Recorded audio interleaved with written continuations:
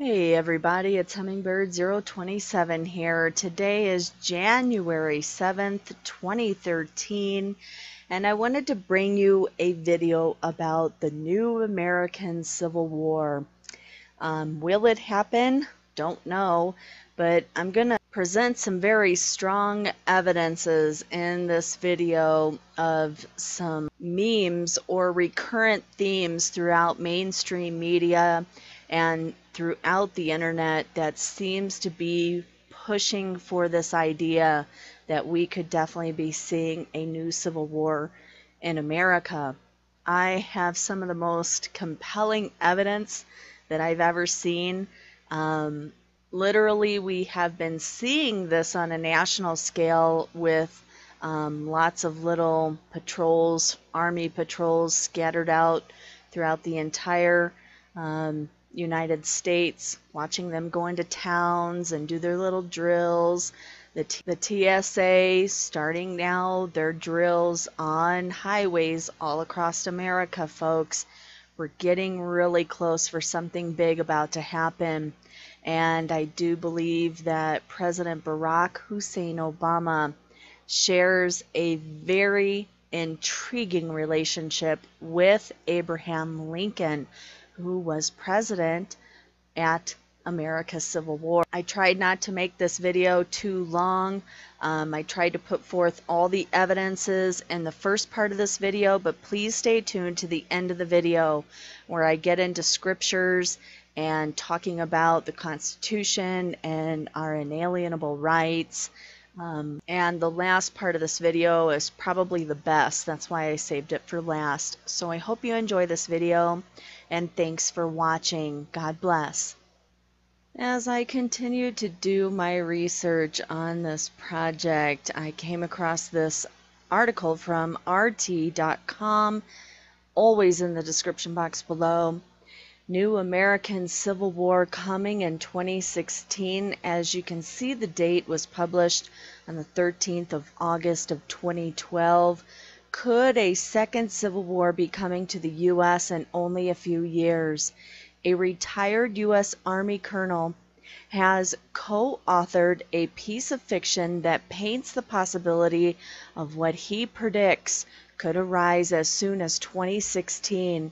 Retired Army Colonel Kevin Benson currently instructs soldiers at Fort Leavenworth, Kansas University of Foreign Military and Cultural Studies, but has spent enough time with the armed forces to know his way around a battlefield.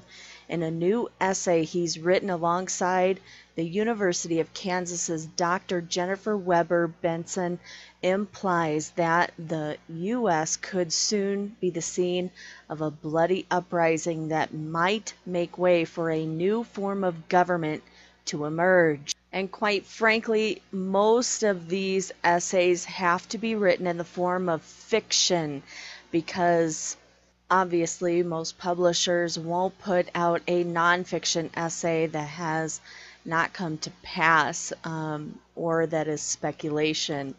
So this fictional essay published by the two last month in Small Wars Journal magazine, a team of experts bring forth an argument that ongoing economic unrest and political division within the U.S. population could cause a civil war to erupt right here in the U.S. in only a few years' time. The essay is called "The Full Spectrum Operations in the Homeland, A Vision of the Future." Is in no way represented as a piece of pure truth, but its writer suggests that a civil war could happen much sooner than Americans may think of certain conditions occurring in the country today if it persists into the next few years. Initially, I tried to access this PDF online, and this is what I got. Access denied. System policy has denied your request. But of course, I'm pretty determined person, so I eventually found a copy of the Department of the Army U.S. of A. It's Operating Concepts 2016 to 2028, and it's in the tradoc.army.mil in the description box below if you want to come read it. It was written on August 19th, 2010, or published, whichever. And as you can see, this is the full text, even signed by Martin Dempsey, the General of the U.S. Army Commanding. As you can see, this is an official piece of work. So this document is over, or right about 69 pages long, so you'll have to come back and read through this if you want to know every detail about that, because I will not be getting into this type of detail. You'll have to want to come and do your own homework. I'm going to touch on some highlights though. So basically, Benson and Weber paint a picture of what the not-so-distant future could hold if things aren't changed for the better in a few years, and infer that current conditions could trigger an uprising in their peace, which presents a realistic take on what could be done in event of an insurrection launched by the Tea Party and its allies, for instance.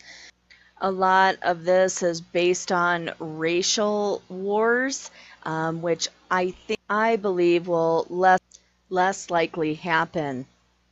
Small Wars Journal put up their essay here, Full Spectrum Operations in the Homeland, A Vision of the Future. And this was uploaded July 25th of 2012. The U.S. Army's operating concept of 2016 and 2028 was issued in August 2010 with 3 goals. First, it aims to portray how future Army forces will conduct operations as part of a joint force to deter conflict, prevail in war, and succeed in the range of contingencies at home and abroad. Second, the concept describes the employment of Army forces at the tactical and operational levels of war between 2016 and 2028. Third, in broad terms, the concept describes how Army headquarters, from theater army to division, organize and use their forces. The concept goes on to describe the major categories of Army operations identified, the capabilities required of Army forces, and guide how force development should be prioritized. The goal of this concept is to establish a common frame of reference for thinking about how the U.S. Army will conduct full-spectrum operations in the coming 2 decades. A key and understudied aspect of full-spectrum operations is how to conduct these operations within American borders. If that's not interesting enough, just wait, it gets better. If we face a period of persistent global conflict, as outlined in successive national security strategy documents, then Army officers are professionally obliged to consider the conduct of operations on U.S. soil. And quite interesting, everyone, we are seeing this from a time-to-time basis in our little small towns tucked away in the middle of nowhere. You find that Army soldiers are on the streets in America having their little training sessions. This has been reported by people like Alex Jones, tons of alternative news sites. Folks, this is already taking place.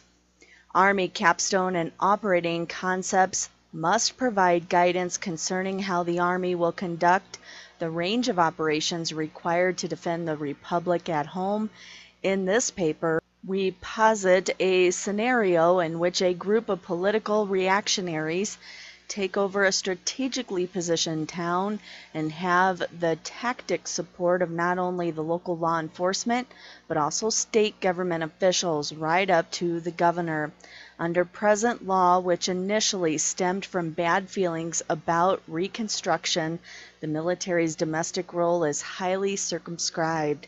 In the situation we lay out below, even though the governor refuses to seek federal help to quell the uprising, the usual channel for military assistance, the Constitution allows the president broad leeway in times of insurrection. Citing the precedents of Abraham Lincoln, we're going to discuss a lot of Abraham Lincoln here in the next few clips.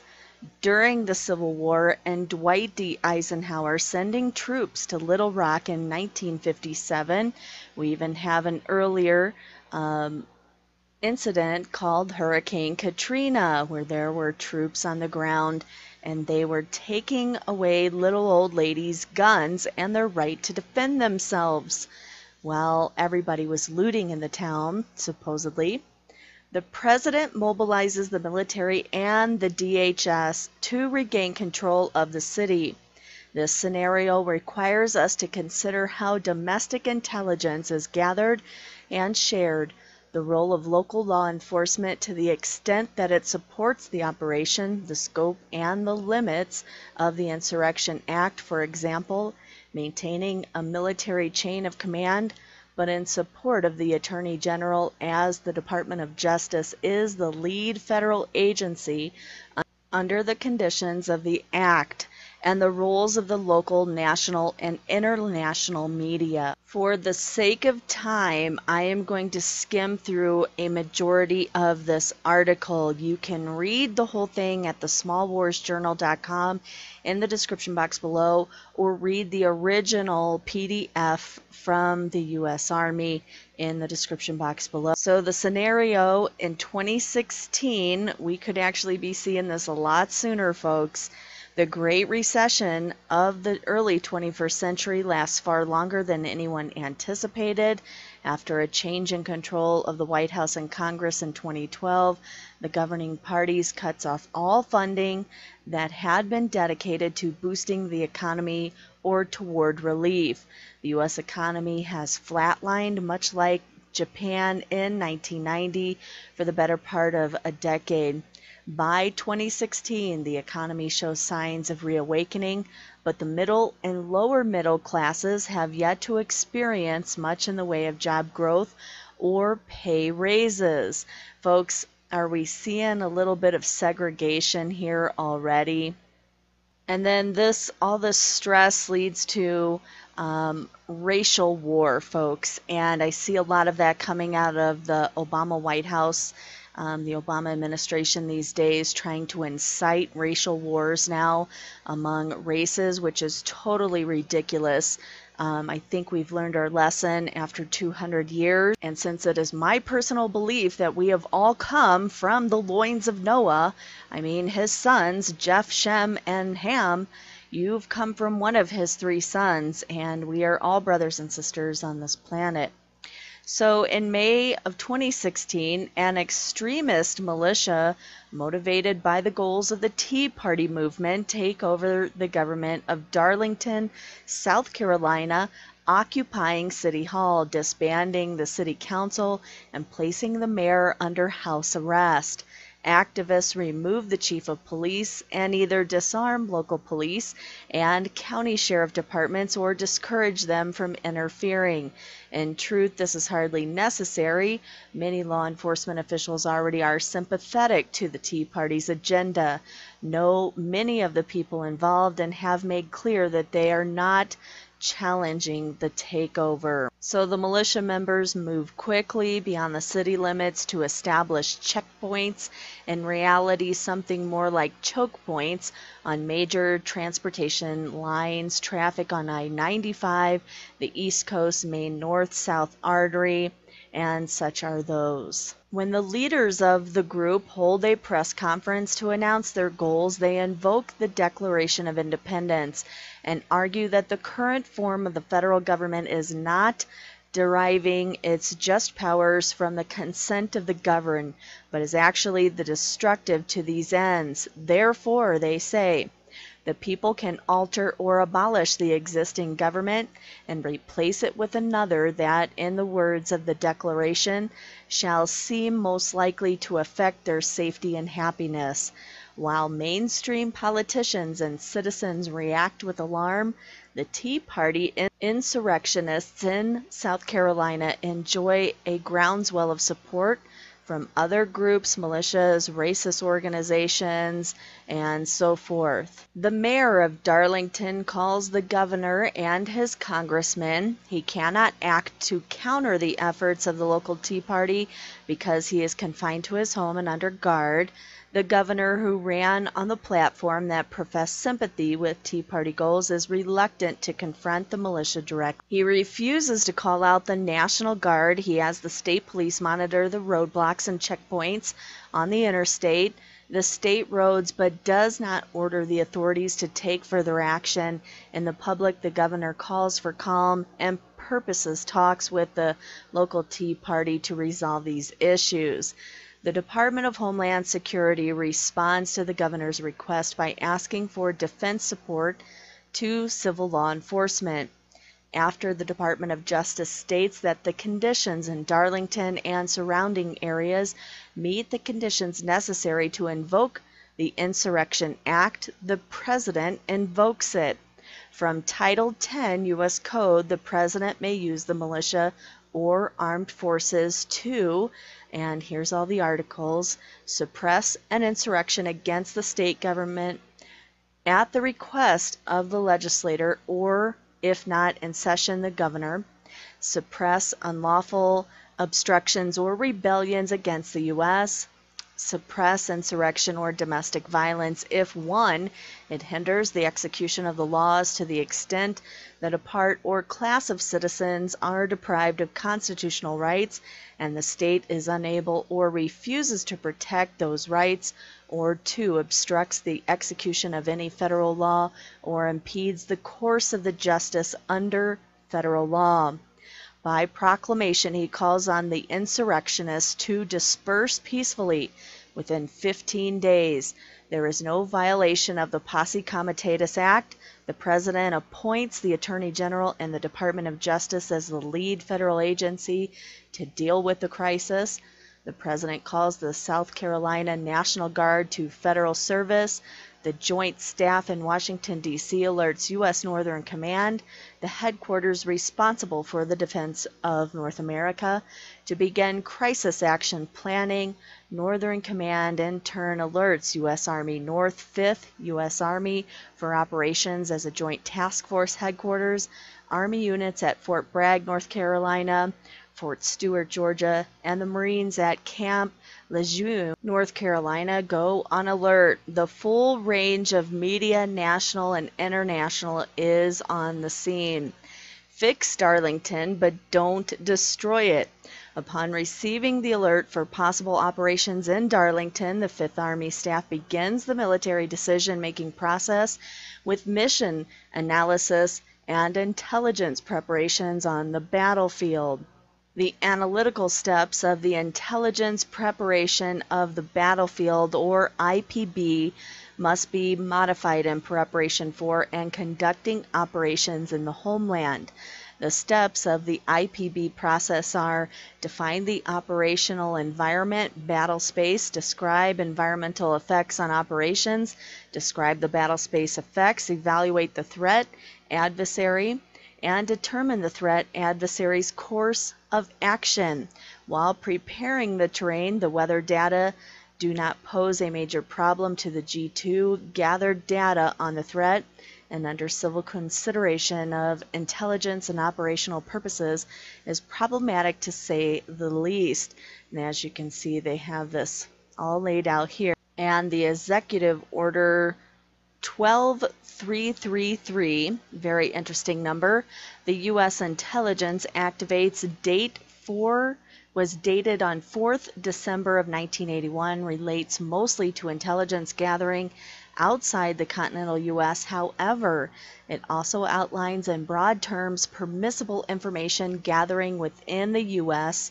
and on American citizens and permanent resident aliens categorized as United States persons. So the 5th Army G2 and his staff section will collect as much information as they need to accomplish the mission. The 5th Army terrain analysis continues using open sources ranging from Google Maps to MapQuest. And this is where it gets very interesting. They start to use, obviously, the aerial photos gathered. And I brought you this article in one of my recent news articles around January 6th about how domestic drone use is the new normal. As many of you should know by now, they have been requesting that UAVs, the unmanned aerial vehicles, have been primarily used by defense forces in the U.S.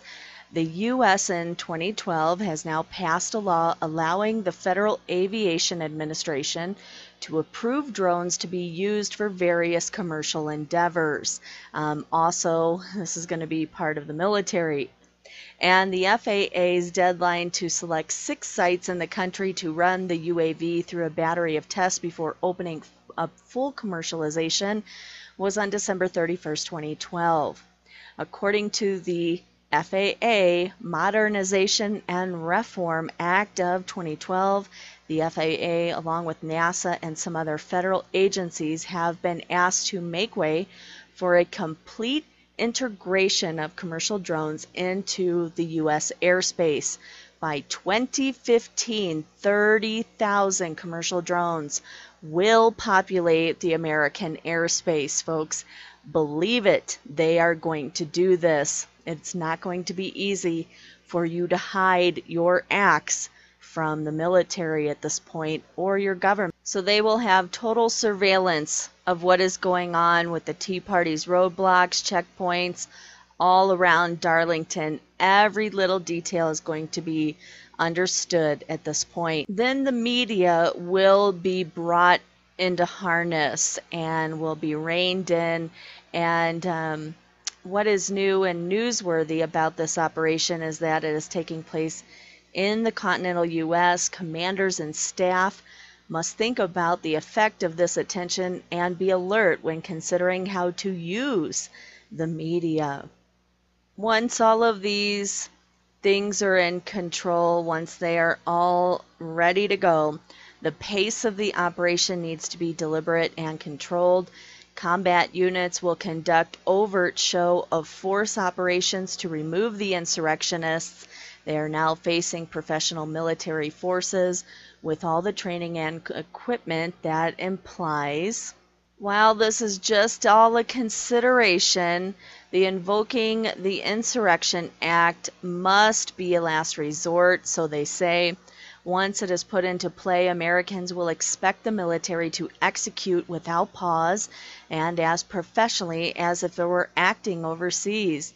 The Army cannot disappoint the American people, especially in such a moment, folks. This is as real as it gets. The article goes on a little bit further, talking more about Al-Qaeda and that sort of thing, and then it ends just a little bit further down if you want to come back and read all of this entirely for yourselves.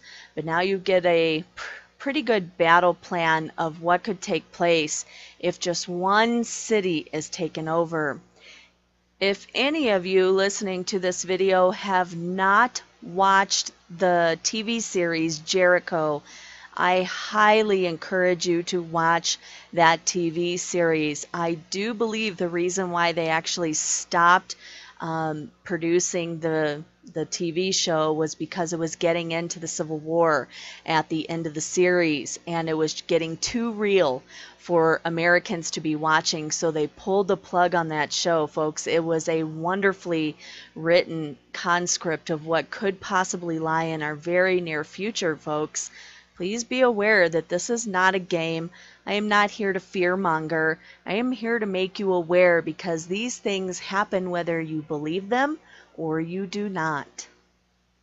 So let's talk a little bit about America's past. American Civil War, also known as the War Between the States or simply the Civil War, was a civil war fought from 1861 to 1865 between the United States, the Union, or the North, and several southern slave states that had declared their secession and formed a Confederate state of America, the Confederacy, or the South. The war had its origins in the fractious issue of slavery, and after 4 years of bloody combat, mostly in the South, the Confederacy was defeated, slavery was abolished, and the difficult Reconstruction process of restoring unity and guaranteeing rights to the freed slaves began. You can come here to Wikipedia in the description box below to read more about the history of the American Civil War. One of the events that has just occurred earlier this year, if you will remember, actually it was also later in 2012, there was petitions all over the White House petition site claiming that all states were trying to declare secession. Folks, the same thing was going on back then in the 1800s. The causes of the Civil War were complex and have been controversial since the war began. The issue had been further complicated by historical revisionists who have tried to improve the image of the South by lessening the role of slavery. Slavery was a central source of escalating political tensions in 1850. The Republican Party was determined to prevent any spread of slavery, and many Southern leaders had threatened secession if the Republican candidate, Lincoln, won the 1860 election. Amazing. Isn't that just amazing? We're going to get into some pretty interesting facts that I've been finding out here, well relating to Abraham Lincoln and our current president, Barack Hussein Obama. Following Lincoln's victory, many Southern whites felt that disunion had become their only option.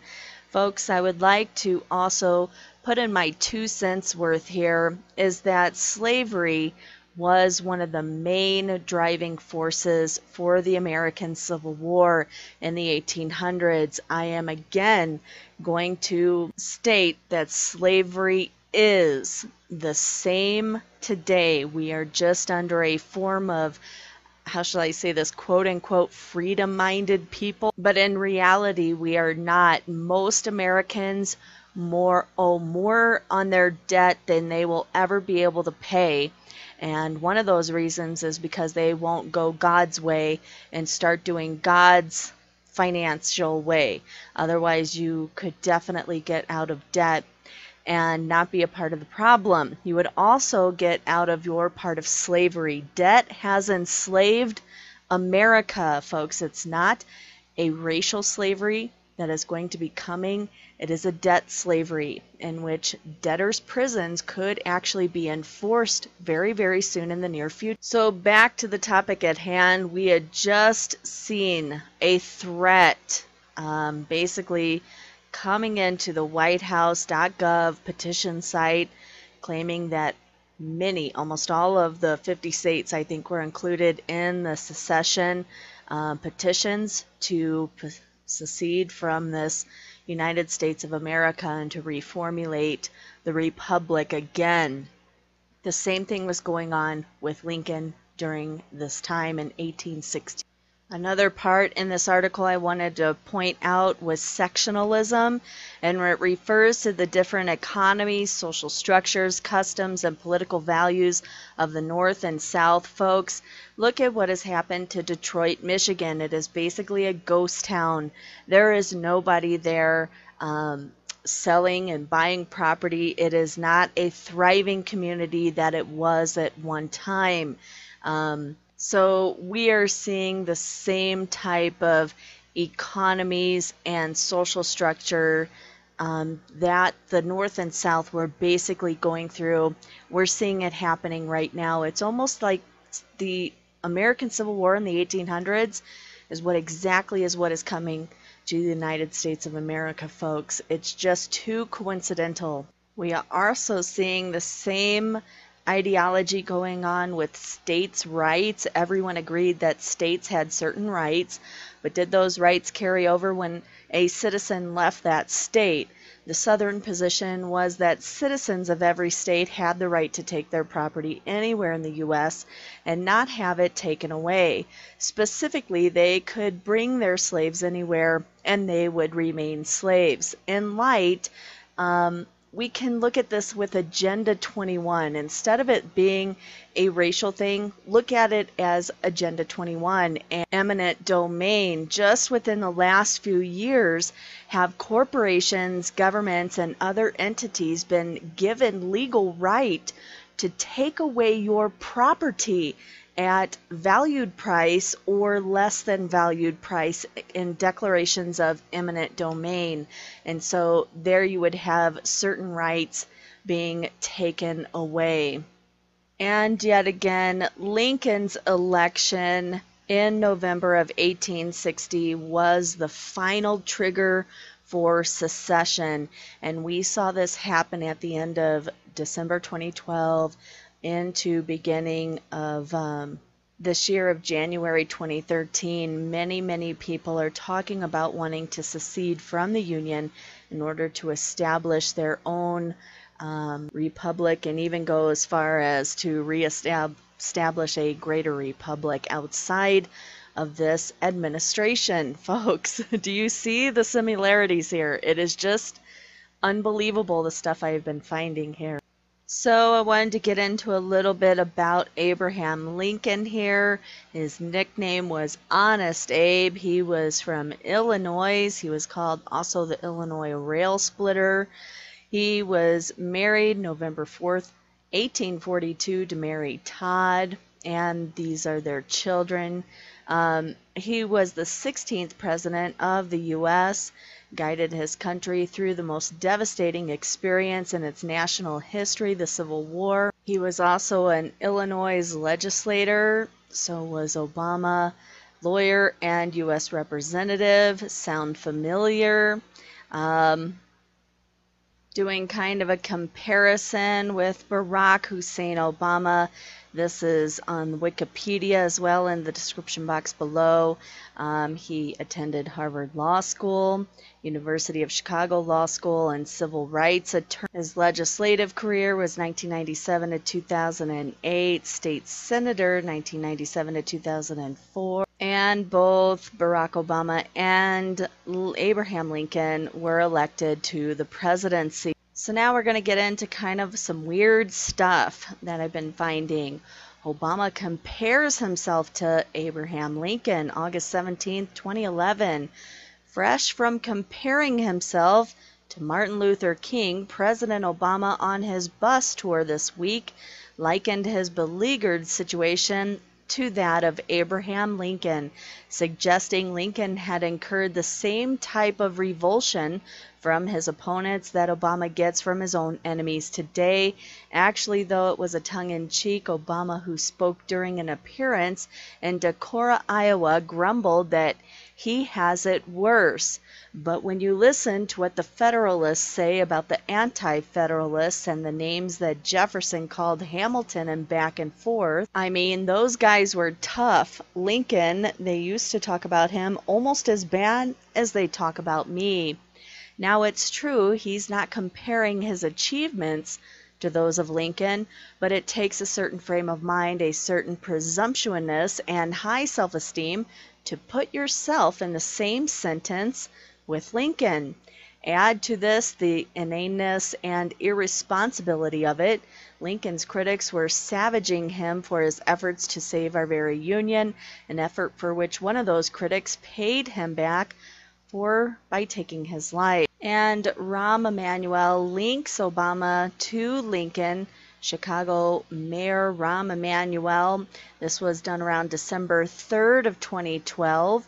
The former chief of staff to President Barack Hussein Obama likened Obama's values and ability to see a clear road where everybody just sees fog to President Abraham Lincoln, as depicted in the 2012 Steven Spielberg movie Lincoln. Folks, I think this is very interesting that they're trying to correlate some semblance between Barack Hussein Obama, who is a practicing Muslim, and a Christian Baptist, Abraham Lincoln.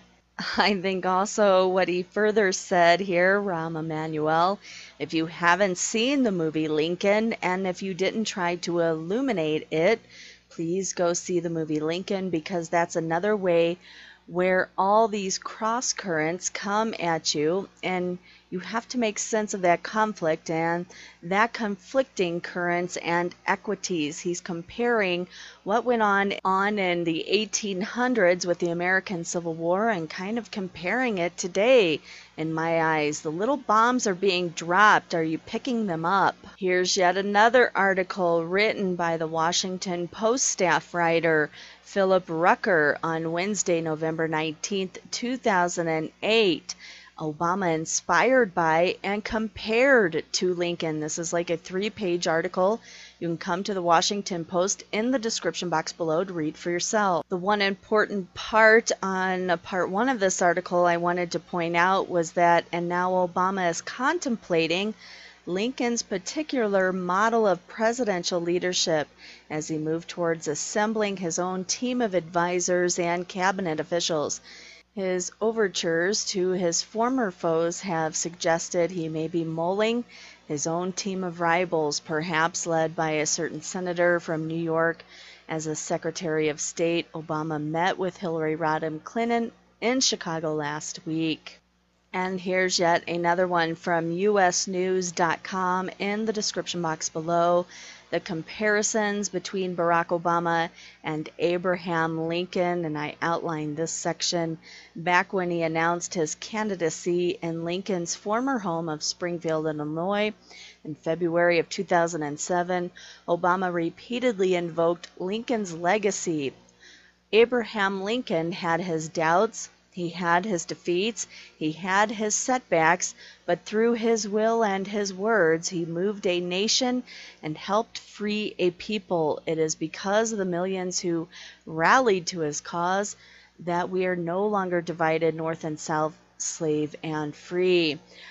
Could also be comparing this to a Muslim people throughout the world and why we have been giving so much money to the Muslim Brotherhood to help destroy Israel. Not sounding very good and credible, is it? And now this brings me to this article which I found today, published on January 3rd of this year, folks, 2013, by Arthur Herman. We're now one step closer to America's coming civil war. Folks, mainstream media is talking about this. This is on the foxnews.com. Link in the description box below if you want to read the whole ordeal here. I'm just going to point out a few parts. The new year has started with a monstrosity of a budget deal, one that proves that neither political party, Democrats or Republicans, is really serious about controlling the growth of big government. But soap opera dramatics about fiscal cliffs and sequestrations should deflect from where Obama is really taking this country. Folks, you can read about all of the terrible things going on in Argentina. I've brought you some of those articles within the past few months. Thousands of people in several Argentine cities have ransacked supermarkets for a second day in the latest challenge to President Cristina Kirchner, who is struggling to revive a weak economy in the central city of Rosario. 2 people were killed during the incidents and 137 people were arrested.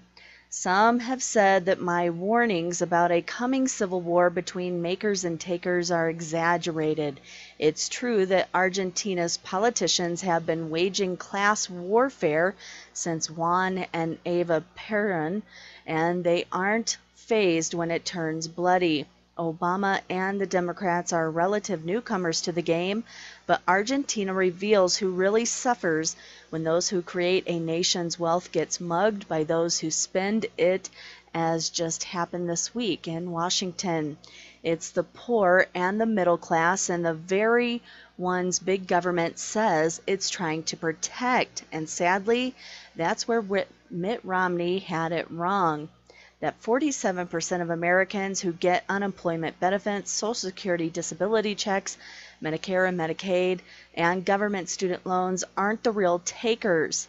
Like the rioters in Rosario, They're just pawns in a perennial battle between those who see wealth and prosperity as something created by hard work, ingenuity, and innovation in a free market system, or something to be doled out by the government. We all know that people's standard of living has decreased. I can tell you from personal experience, my checks have went down, and so has my products for living as well, folks. The less you get, the more you cut back on those little things, which was one of the reasons that led my husband and I to buy chickens so that we have a constant supply of eggs. And that can also be some type of revenue in the future if we get a few more.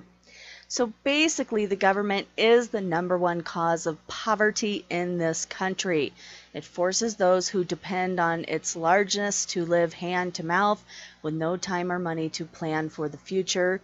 They become unable to fend for themselves and increasingly resentful of those who can. When the economy tanks and the government checks have to shrink, their only alternative is to take to the streets. That's what's happening in Argentina and in Greece, and that's where the growth of government is taking us here. As this current budget deal increases handouts, and more Americans are finding that an unemployment or Social Security disability check is their only lifeline. Folks, I would like to make the comment that where are our churches in this? Why aren't they given to the poor? I don't really see this in my side of the fence. Perhaps some of you are seeing this and can actually stand up for maybe your church and that they are giving to the poor and stuff. But as a decline over the last few decades, I've seen churches become less and less involved with people and their financial situations, and government becoming more and more increasingly in every aspect of people and their financial lives. So Washington's Republicans and Democrats alike have become the toll collectors on the road to serfdom and the road to Rosario. How far down the road depends on how our private sector rallies in 2013. Do you think it's going to get better, or will we start seeing little pieces of civil war crop up? This is a fantastic article for those of you who would like a long read. I do believe this is over 6 pages long. This was written, or actually posted, on November 27th of 2012 by Quora contributor, and the answer is from John Davis, who is a veteran of Operation Iraqi Freedom, sergeant in the U.S. Marine Corps. Basically, if every U.S. state declared war against the others, which one would win? These are the accounts of the Second American Civil War, also known as the Wars of Reunification and America's Warring States period.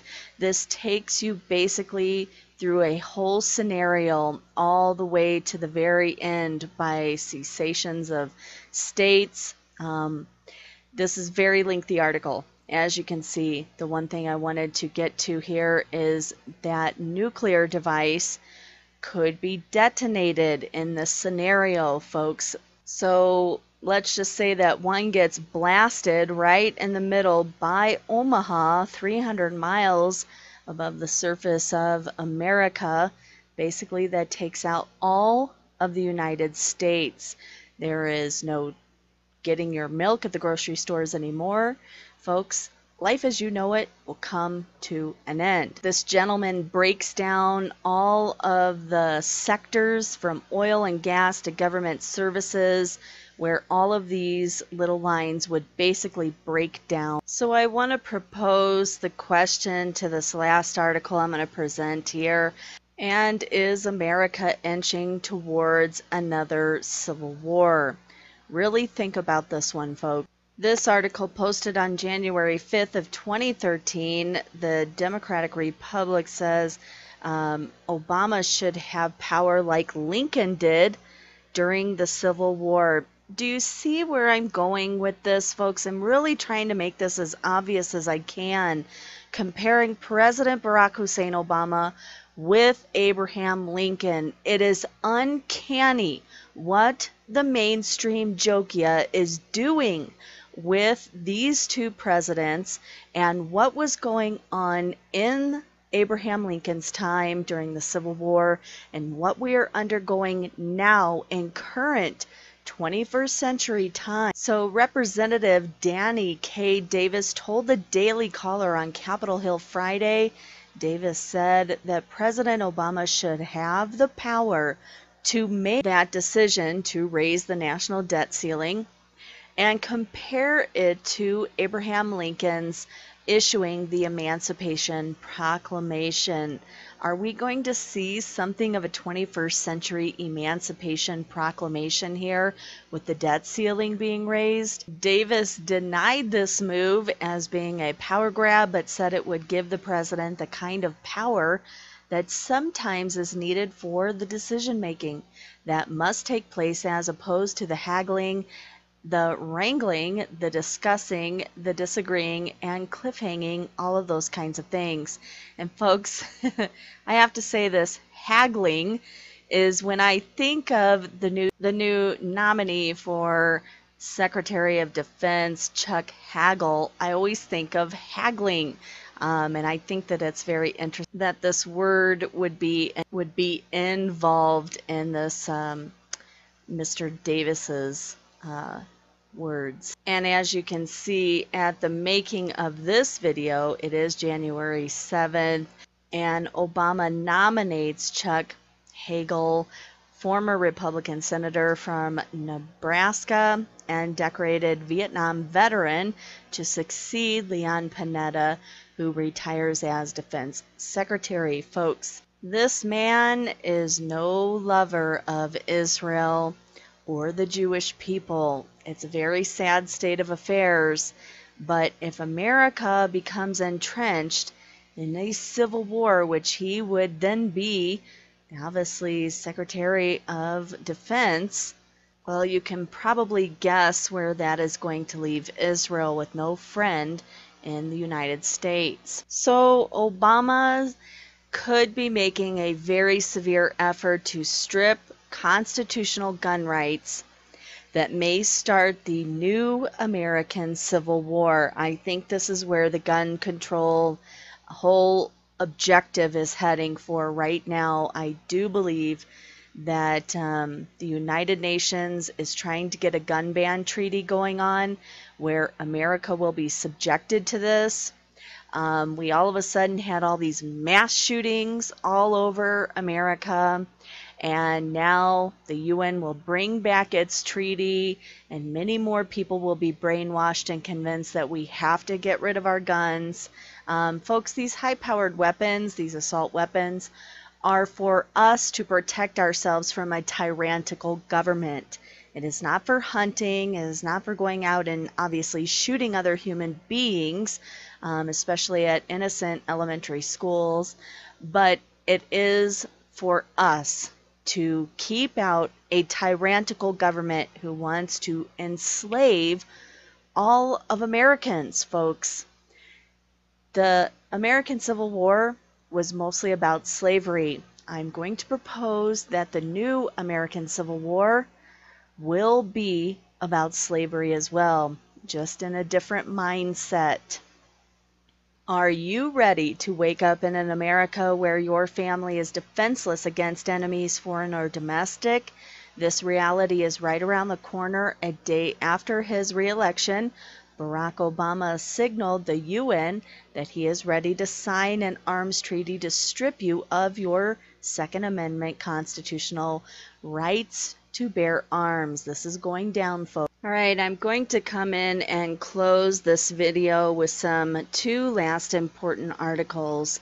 One of them is Chapter 7 of this Winning the New Civil War in the ccel.us, link in the description box below. This is a recapturing of America's values. I thought this was pretty interesting. Are we one nation under God? Although no question mark will be found in this magnificent speech, still Abraham Lincoln expressed a disquieting uncertainty in his Gettysburg Address. whether that nation or any nation so conceived and so dedicated can long endure. While his immediate concern was the Civil War, his implicit question is as relevant today as it was on November 19th of 1863. The USA as a nation has no guarantee of perpetuity. Imagine being included as a participant in the highest level off-the-record discussion of the long-range prospects of the United States within the Presidential's National Security Council. Some of the nation's most astute minds would range in two directions, external and internal. Their overarching concerns would focus on world peace. While the superpowers have maintained a nuclear standoff for decades through a policy of mutual assured destruction, what they would debate are the possibilities of a world blackmail. With the Cold War over and current threats centered in the Arabs' world grab for power through control of oil supplies, what potential menaces to peace do they foresee in the next 5, 10, 20 years? Sooner or later, the president's counselors would turn to the all-important internal issue for the future, the health of the nation's economy. If they were wise, NSC senior staff would do well to call in Treasury's top expert. Discussing whether the free market system will prove adequate for tomorrow's challenges is no topic for internal experts alone. It would not be long before the dialogue would turn to topics like the U.S.'s own burgeoning national debt, the inability of many third world nations to repay their debts, severe problems in America's banking systems, including the savings and loan industry, trade imbalances, international monetary affairs, and the effects of high taxation. But if weighty matters such as peace and prosperity compromise the total of the day's conversations, the NSC and their friends from Treasury would have missed the most important issue of all. A deceptively simple mathematic problem will illustrate this author's point. Suppose you wish to average 60 miles per hour for a 2-mile trip. If at the 1-mile point you have averaged just 30, how fast must you drive the second mile in order to average 60?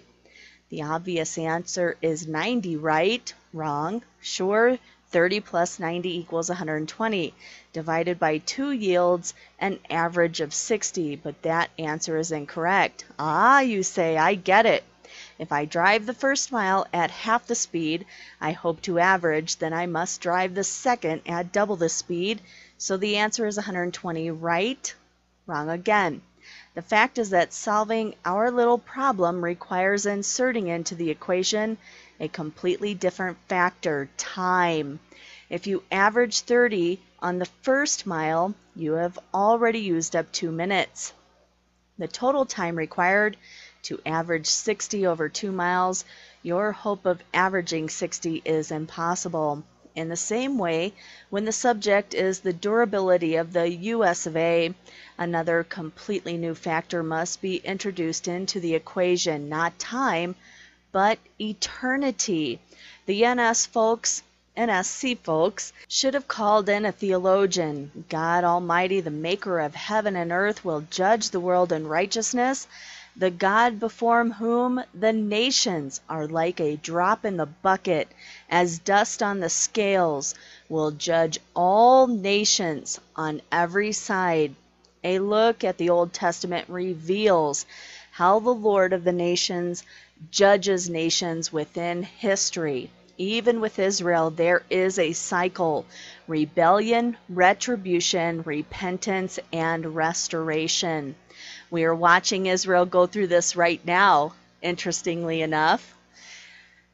Those who understand and believe biblically teaching know that the God who sets up kings and disposes them may one day call down judgment upon our nation. He has already in effect been doing this because since 9/11 we have been having these harbingers, and you can read more about Mr. Khan and his book on harbingers if you want to Google that for yourselves.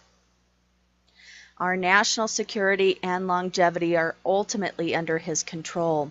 For that reason, it is critical to ask, are we one nation under God, as we say we are when we pledge allegiance to the flag? The average American is far too ignorant of his spiritual heritage, but the fault may lie with others. Textbook writers have cut from the pages of history facts either considered too controversial or unappealing to the educational elites who prefer sanitized books for America's classrooms. Consider the first half of the Mayflower Compact of 1620, as printed in the Teacher's Guide for the High School History text, Triumph of the American Nation, published by Harcourt Brace Jovanovic in 1986. We whose names are underwritten have undertaken a voyage to plant the first colony in the northern parts of Virginia, do solemnly and in the presence of God and one another, covenant and combine ourselves together into a civil body politic. Blown off course by the storms and arriving in Massachusetts, where their landing is today marked by Plymouth Rock, the Pilgrims came with a much deeper purpose than admitted in the deceptive account, which deletes almost every reference to God. Here in contrast is the actual opening of the Mayflower Compact, all words restored, although not in Old English spelling. In the name of God, Amen. We whose names are underwritten, the loyal subjects of our dread sovereign Lord, King James, by the grace of God of Great Britain, France, and Ireland, King, Defender of the Faith, etc., having undertaken for the glory of God and advancement of the Christian faith and honor of our King and country, a voyage to plant the first colony in the northern parts of Virginia, do by these present solemnly in the presence of God and one of another, covenant and combine ourselves together into a civil body politic. The vision realized by our founding fathers, that of one nation under God, was a vision revised in the mid-20th century, and today or tomorrow may well be a vision revised. And in that revision, a new nation was conceived with the adoption of the Declaration of Independence on July 4th of 1776. The fledgling nation in turn was born with the signing of the Constitution on September 17th, 1787. These dates mark the period when our founding fathers realized their vision. In Deuteronomy, Moses reminded Israel of 4 historic realities regarding their national relationship to God. I will show that America's founding fathers believed those realities applied to their own new nation. Now I do suggest there is an exact parallel here. The U.S. of A. is no contemporary equivalent of Israel, God's chosen people of the Old Testament era. There is a biblical passage that assuredly does apply to the U.S., however, a universal spiritual principle. It pertains to any nation or individual. From everyone who has been given much, much will be demanded, and from the one who has been entrusted with much, much more will be asked. Folks, you have to come to this ccel.us and click on these little end scripts here to know which verse and chapter of Scripture they are talking about. Here are the historic realities of God's dealing with Israel as a nation, their preservation by God. This had been an enslaved people, led out of oppression and through a terrible wilderness, preserved through miraculous events. While Moses was their leader, he humbly acknowledged that God brought them out. The providence of God. They would not find their new land through scouting and exploring skills or by chance, but God would bring them to it by His own hand. The land would bring them to it by His own hand. The land would have an adequate water supply, a good growing climate, and mineral wealth for making agricultural implements. Their prosperity was from God. They would eat well, have time to settle in and build fine homes, and see their flocks and herds reproduce. The land would even include silver and gold for trading, and latter a monetary system. Beyond all that, God would give them the ability to produce wealth. The punishment of God. This fact would always be on the horizon, perhaps only as foreboding as a cloud the size of a man's hand, but always there. The people of Israel are clearly told that if they do not honor God, if they flout his will by ignoring or violating his commands, laws, and decrees, then they will be destroyed as a nation. Moses is faithful to declare God's will as straightforwardly as that. Now let me turn from Israel's sacred text to America's most venerable document, the Declaration of Independence. It is no mere coincidence that the four historic realities recognized by Moses are reflected in the Declaration. Their preservation by God, when in the course of human events it becomes necessary for one people to dissolve the political bands which have connected them with another, and to assume among the powers of the earth the separate and equal station to which the laws of nature and of nature's God entitled them. A decent respect to the opinions of mankind requires that they should declare the causes which impel them to the separation. The history of the present King of Great Britain is a history of repeated injuries and usurpations, all having in direct object the establishment of an absolute tyranny over these states. To prove this, let facts be submitted to the candid world. There follows the major body of the Declaration, a list of charges against the king, but the major thrust of these words is that, like Israel, Americans had suffered injustice and tyranny from which they had been preserved. Both natural law and the laws of God in Scripture entitled them to exist separately. As Israel came out of Egypt, our forefathers came out of Europe. Their wilderness was a dangerous Atlantic Ocean. The providence of God, and for the support of this declaration, with a firm reliance on the protection of divine providence, we mutually pledge to each other our lives, our fortunes, and our sacred honor. No explanatory comment is needed about this final sentence of the Declaration, which uses the very theological word in question, their prosperity from God.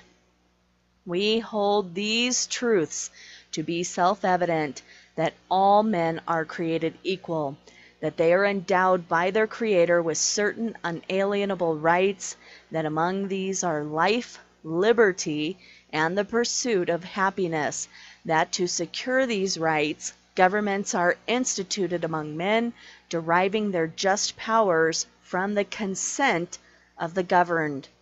The Founding Fathers knew that it would be foolhardy and impossible for government in and of itself to provide happiness.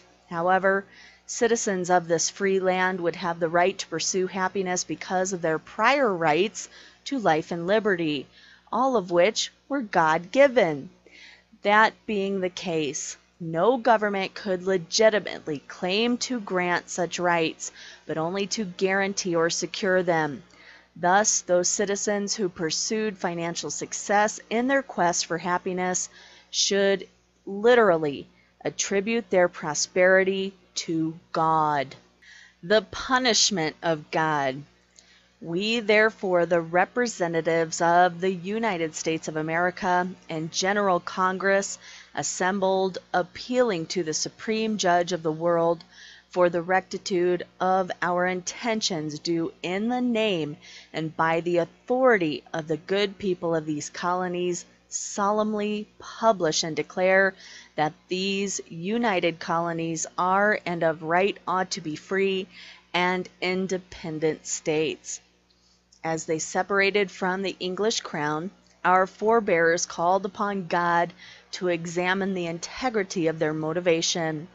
They tactfully acknowledged that if their intentions were not righteous, they could not expect God's blessing upon their new venture. It is well nigh impossible to envision a piece of legislation coming from Congress in the 1990s with a respectful call for God to evaluate it. In those days, such words were not surprising. Look at how far we've come, folks. I've skipped a majority of this article, which I highly encourage you to come back and read. It is the Chapter 7 part of the ccel.us link in the description box below. I wanted to close this article with this. Evangelicals have cause to be deeply concerned about Lincoln's haunting question, whether that nation or any nation so conceived or so dedicated can long endure. If they and many of their fellow Americans cannot revive the vision of the founders, their nation will be in jeopardy. Given the loss of our moral consensus and the serious deterioration of our culture in the United States today, it is tragically evident that we are not one nation under God, but we can be. I wanted to also point out that God is also a God of war, folks.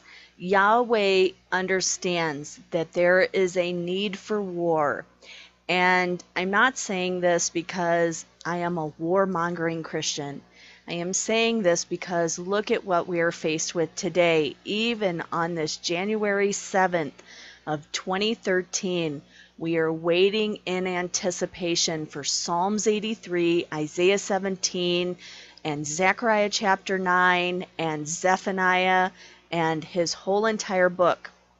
Mostly the second chapter to come to light right now. God in a very soon near future will be taking out the tents of Edom, folks. Edom is going to fall.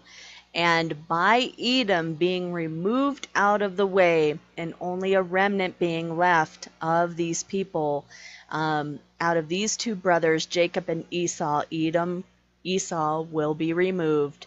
Jacob's land will be enhanced, folks. It is part of the biblical blessings that are still being fulfilled today in our time.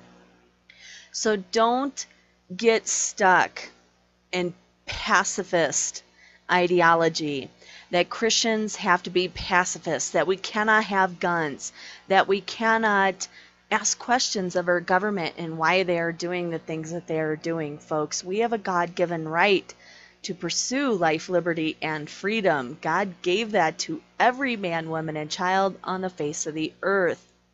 One of the biggest people I want you to keep in mind is that of Abraham.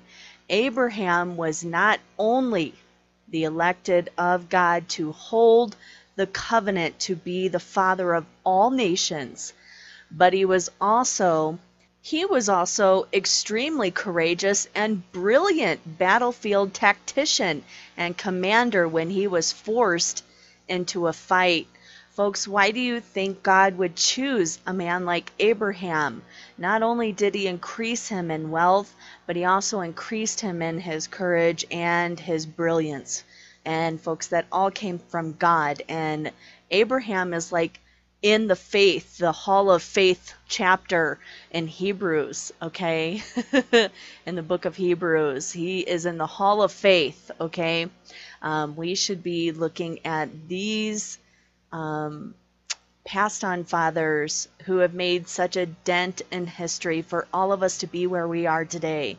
Folks, if it wasn't for Abraham and him obeying God and doing all that he did in his life, we would not be living in America today and at peace and having all of these luxuries around us, folks. You have water that comes out of the tap. How many countries can say that? You have a toilet that flushes. How many countries can say that as well? Folks, our rights to these very things are being taken away. The abundance of God is slowly slipping through our fingers. This brings me to my final and closing article. The whole point of this video is to give you a better understanding of who God is. I've tried to cover that as much as possible in the last part of this video because I know there's a lot of Christians out there who are very placid, they're very pacifying, and they would rather, just lay down all of their freedoms that God gave to them and try to lead this better life, which I think is a false life. I don't think that's a life God is wanting for us. So I want to make some really good points here in closing. What does the Bible say about war? Many people make the mistake of reading what the Bible says in Exodus chapter 20, verse 13. You shall not kill. And then seeking to apply this command to war. However, the Hebrew word literally means the intentional, premeditated killing of another person with malice, murder.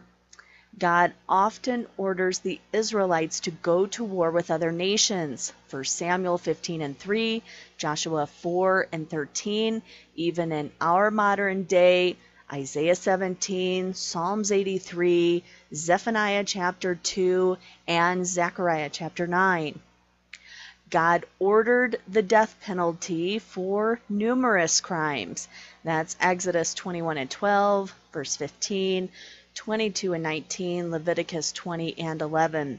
So God is not against killing in all circumstances, but only murder. Let's get this straight right now. War is never a good thing, but sometimes it is a necessary thing. In a world filled with sinful people, Romans 3:10-18, war is inevitable. Sometimes the only way to keep sinful people from doing great harm to the innocent is by going to war. In the Old Testament, God ordered the Israelites to take vengeance on the Midianites for the Israelites, Numbers 31:2. Deuteronomy 20, verses 16-17 declares, however, in the cities of the nations the Lord your God is giving you as an inheritance. Do not leave alive anything that breathes. Completely destroy them, as the Lord your God has commanded you. Also 1 Samuel 15:18 says, go and completely destroy those wicked people. The Amalekites, make war on them until you have wiped them out. Obviously, God is not against all war. Jesus is always in perfect agreement with the Father, John 10:30. So we cannot argue that war was the only God's will in the Old Testament. God does not change ever, folks. He is the same today as he was yesterday, and he will be the same tomorrow. Malachi chapter 3 and 6, James 1 and 17. Jesus' second coming will be exceedingly violent. Revelation 19:11-21 describes the ultimate war with Christ, the conquering commander who judges and makes war with justice, verse 11. It's going to be bloody, verse 13, and gory. The birds will eat the flesh of all those who oppose him, verses 17-18. He has no compassion upon his enemies, whom he will conquer completely and consign to a fiery lake of burning sulfur, verse 20. It is an error to say that God never supports a war. Jesus is not a pacifist. In a world filled with evil people, sometimes war is necessary to prevent even greater evil. If Hitler had not been defeated by World War II, how many more millions would have been killed? If the American Civil War had not been fought, how much longer would African Americans have had to suffer as slaves? War is a terrible thing. Some wars are more just than others, but war is always the result of sin. Romans 3:10-18. At the same time, Ecclesiastes 3 and 8 declares, "There is a time to love and a time to hate, a time for war and a time for peace." In a world filled with sin, hatred, and evil, Romans 3:10 through 18, war is inevitable. Christians should not desire war, but neither are Christians to oppose the government God has placed in their authority over them. Romans 13:1 through 4, 1 Peter 2 and 17. The most important thing we can be doing in a time of war is to be praying for godly wisdom for our leaders, praying for the safety of our military, praying for quick resolutions to conflicts, and praying for a minimum of casualties among civilians on both sides. Philippians 4:6 through 7. I hope this study has been very educational for all of us. I know it was educational for me, mostly because my father was in the Air Force before I was ever born, and I used to hear stories about war. And when I was a little child, I hated war so much. I couldn't even watch it on TV when my dad would watch it, and it wasn't till I became older and more mature that I understood why my dad had told me a lot of the stories that he told me growing up. There was a lot of great evil back then, and if my dad never participated in that, and the same with all of our fathers, where would we be at this point in our lives, folks? Think about it. It, wasn't even a few decades ago. We were in the Iraqi War, Korean War, Vietnam War, folks, it goes on and on and on. But I can guarantee that we would not be the people we are today. If Hitler was still in charge, if there was a new Führer in the world, there would probably be no dark-haired people in the world. He was a fanatic about having blonde hair, blue-eyed people running around. So do you think that there would be a greater majority of blonde hair, blue-eyed people, or a greater majority of brown hair, brown-eyed people? Folks, this is what war is about, and we should always be turning to the Lord before we do or say anything. And so I hope that this really fleshes out where we could be going right now. America is lining up for something big, and I know that it's a series of big events that will take place, and they may all congregate into a civil war or a revolutionary of sorts. So for those of you who do not know Jesus Christ, right now is the time to get to know who created you. Ask those questions deep inside your heart. Who exactly did create me? Where exactly did I come from? And where exactly does my God want me? Where does he want me to be in my life? Where does he want me to go? This is this intimate relationship you need to be having with your maker, creator, and sustainer, folks. I'm asking you to turn to Yahweh with all of your strength and your courage and your love, and ask him these tough questions, because we are entering very tough times. God bless you all and keep you all, and I love you all very dearly. Keep looking up, folks. Our redemption draweth nigh.